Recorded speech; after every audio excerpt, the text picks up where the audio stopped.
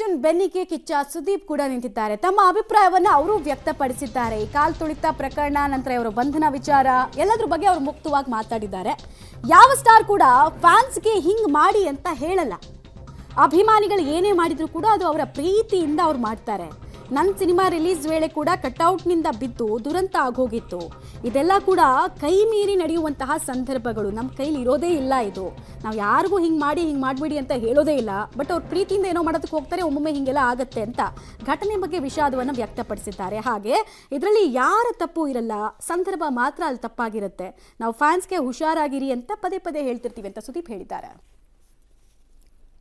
ಅದು ಬೇಕಂತ ನಡೆದಿರಲ್ಲ. ಫ್ಯಾನ್ಸಿಗೆ ಏನು ಹೇಳೋಕ್ಕಾಗಲ್ಲ. ಫ್ಯಾನ್ಸಿಗೆ ಹೋಗಿ ತುಳಿಬೇಡಿ ಅಂತ ಹೇಳಲ್ಲ, ಅವ್ರೇನು ಬೇಕಂತ ತುಳಿದಿರಲ್ಲ. ಅವ್ರಿಗೆ ಹಂಗೆ ಬೀಳ್ಬೇಡಿ ಅಂತ ಹೇಳಲ್ಲ, ಅವ್ರು ಬೇಕಂತ ಮಾಡಿರಲ್ಲ.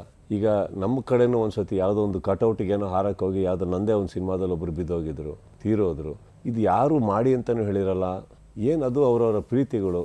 ಎಷ್ಟೇ ಈಗ ನಮ್ಮ ಮನೆಯಿಂದ ಹೊರಡ್ಬೇಕಾದ್ರು ಎಲ್ಲರೂ ಹುಷಾರು ಜೋಪಾನ ಅಂತಲೇ ಹೇಳ್ತಾ ಇರ್ತೀವಿ. See these are all sometimes what happens.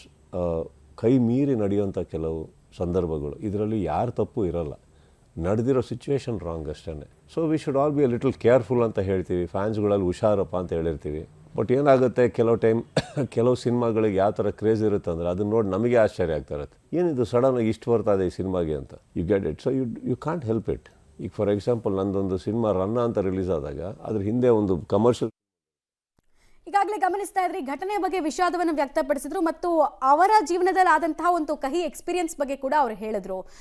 ತನ್ನ ಚಿತ್ರದ ಕಟ್ಔಟ್ ಹಾಕಬೇಕಾದ್ರೆ ಕೂಡ ಒಬ್ಬ ವ್ಯಕ್ತಿ ಬಿದ್ದು ಹೋಗಿದ್ದ. ನಮ್ಮ ಕೈಯಲ್ಲಿ ಇರಲ್ಲ ಇಂಥ ಘಟನೆಗಳು, ಆದರೂ ಆ ಫ್ಯಾಮಿಲಿ ಜೊತೆಗೆ ನಿಲ್ಲುವಂತಹ ಕೆಲಸವನ್ನು ಮಾಡ್ತೀನಿ ಅಂತ ಹೇಳ್ತಿದ್ರು.